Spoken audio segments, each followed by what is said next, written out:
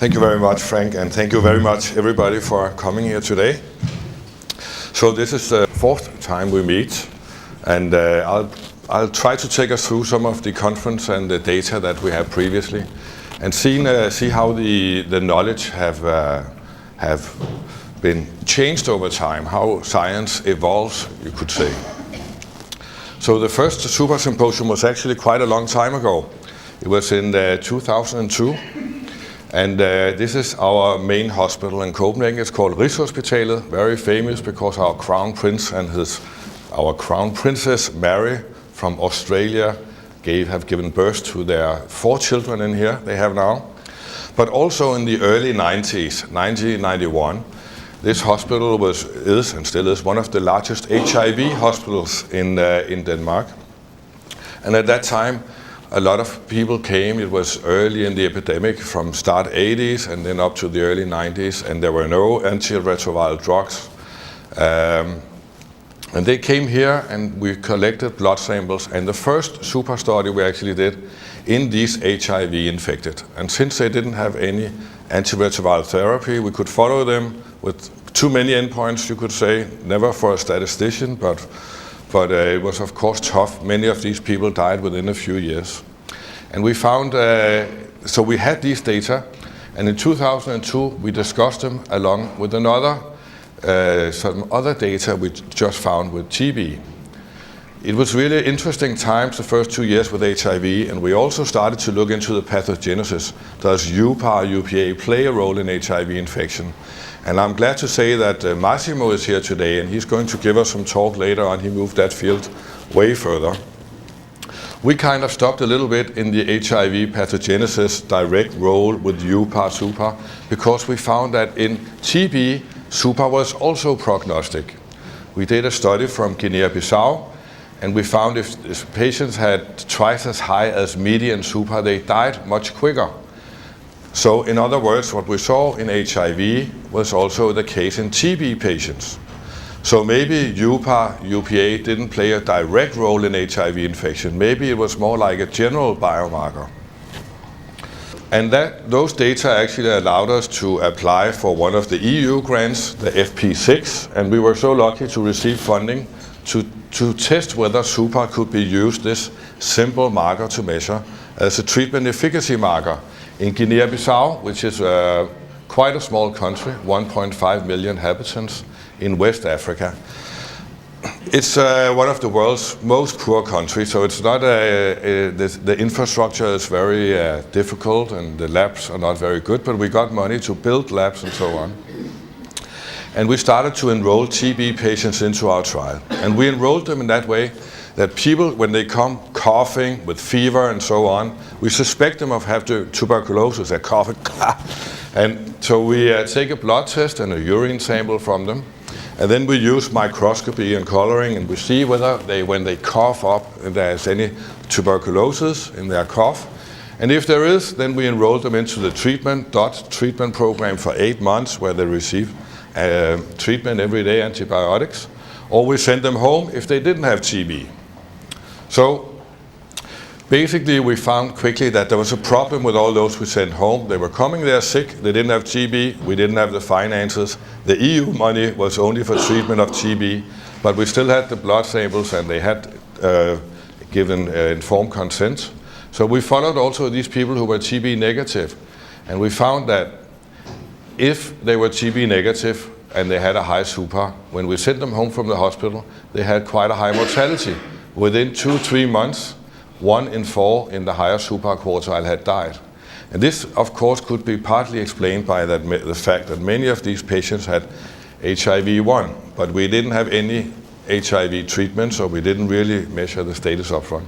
But also, those who were HIV negative, TB negative, and had a high suPAR, they also died a little bit quicker. Surprising. With regard to TB treatment, we published that in 2002, and what have we learned since? Well, of course, there was an obvious question. So you have a patient, comes in coughing, high suPAR, we know it's a bad prognosis. We start treating the patient with antibiotics. Then we take a blood sample after 1 month. What if suPAR has gone down? Is that good? If it's gone up, is that bad? Does our treatment not work?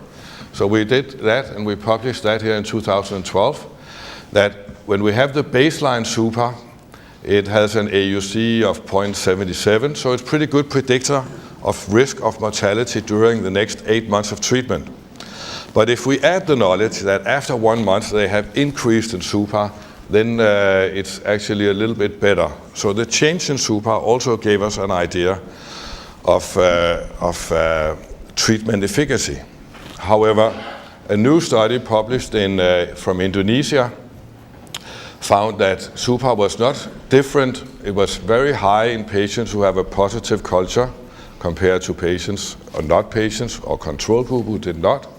But whether or not they had multi-drug resistant TB suPAR was not able to discriminate between these two groups, unfortunately. But negative culture is still a little bit higher. So in conclusion, with the TB, high suPAR is very bad. It should go down during treatment. In this study, they didn't test whether drugs worked or not, but that's kind of the state of the art.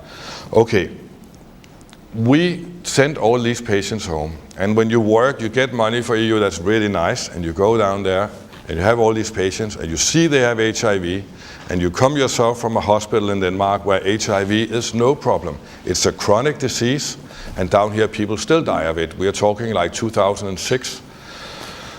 But we were really lucky to get some support from Danish funds and so on. So we started HIV treatment in Guinea-Bissau, and we just published here in 2012. The first of the 2,500 patients we have included now. And when we start them on treatment, we looked at classical markers such as CD4, and that is a very good predictor. Even if you start on treatment, if you have a low CD4 count, your risk of dying is pretty bad. But what we want to do is, the most simple ways to monitor whether the treatment is working. And even BMI is a difficult marker to use in Africa, because many of the patients are so sick that they cannot stand up. And if they can't stand up, we cannot really see how high they are, and we cannot weigh them, so we cannot calculate the BMI. So we tried also to use the circumference around the arm. If you're very, very thin, it's also a good marker for your risk of dying. And then, of course, suPAR is a quite simple way. It's really hard to measure CD4s in Africa. I mean, we have this generator, and it produces too much current, and our fax goes down, and so on. But here are the data from our new study now that we started treatment. And of course, this is an inverse Kaplan-Meier. You have the time here up to 5 months. They start treatment. And what you see is that those who have a high suPAR, they die 1 in 4 have died within 2 months. Even if their CD4 count is below 350, or they have a very skinny and so on, then you see one really interesting and surprising thing. So if you are HIV positive and you have a low CD4 count, and the suPAR is in the lowest quartile, we have almost nobody dies. Even if the BMI is very low, nobody really died. So that was quite surprising. So suPAR is really a good marker, even if some of the other markers are not working. And that's been one of my greatest challenges working with suPAR now. We found a really great prognostic biomarker for Africa. We come down there, we say, hey, these guys are really sick, they are dying, we should do something. And they say, yeah, bring us money, do more tests, what are you talking about? We have so many sick people, we don't have enough medicine or tests to treat those we already have. So based on all this experience we have now, we are trying to we have started randomizing some randomizing trials in Kenya. And the problem is we have drugs, we have the doctors, but we have too many patients. Even though we set so many people into antiretroviral therapy, they're still knocking on the door and want to get more patients into treatment. What we have seen now is if you are a good HIV patient, you're taking your drugs, and you seem like the adherence is good, and you have a low suPAR, we don't have to take you in every 6 months to do CD4 counts and take up the doctor's time. We don't have to give you drugs home for a very short time. We can expand the period. We can save money on these patients by taking them once a year, give them home drugs for a longer time. And then maybe use some of the money to include more patients into the cohort, or maybe, of course, to use it on observing some of those who we know have a high risk of dying. All right. That's about it for Africa. In in 2011 and 12, we had the 2 suPAR symposiums in Copenhagen. This was in the National Hospital. And it was wonderful. Denmark, the sun was shining, and you see girls in Denmark have very long legs. And then Frank came and said, well, they actually also have very long legs in Germany, and good beer, Alexander said. No, these guys, of course, really moved the science forward in this field, along with Henning, who's also here, published some really great data that changed my kind of view and understanding of what is suPAR reflecting. Why are patients with a high suPAR dying? In particular, this paper from the group down here, Zimmermann and Koch and Take and our chairman here also, changed a lot of my understanding, because is it reflecting inflammation, what is going on? And this data that were in the paper, I think, summarizes really good what the suPAR reflects. It's not one thing, it's several things. And this is kind of all to do with how the body works, right? If you take liver biosynthesis, it's more or less is the body as a machine working, is a factory. Are the body able to produce the things that it needs? At the same time, there was a strong correlation between a marker of fibrosis and suPAR. The more suPAR, the more fibrosis. And fibrosis is kind of how much is going on in the body with regard to repair. It's like, you know, on the street down here, you have all these, right? And with regard to the kidney function, there was also, with the filtration rate, the more suPAR, the less ability of the kidneys to work. So the sewer system and the body in that regard is not working either. And finally, with increased suPAR, they saw increased inflammation in the body. So there's more, you know, every inflammation is more or less just shout. It's the language of the immune system, and the more inflammation, the more all the cells are shouting.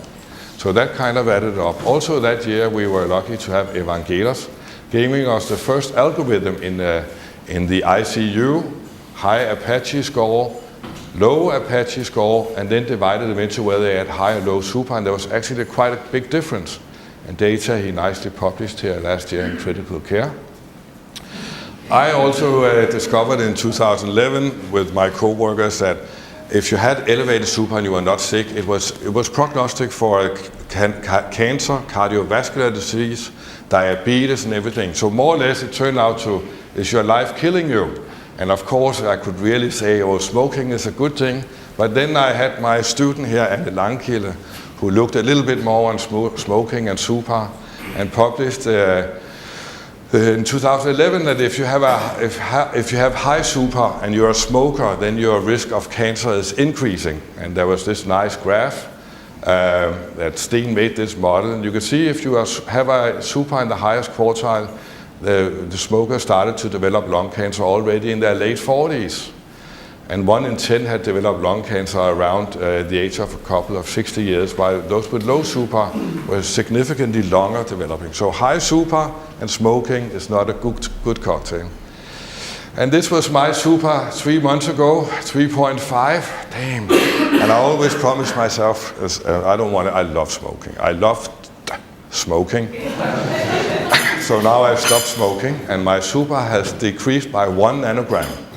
And the question is, what does this decrease reflect? Is my risk of lung cancer and other diseases also decreased now?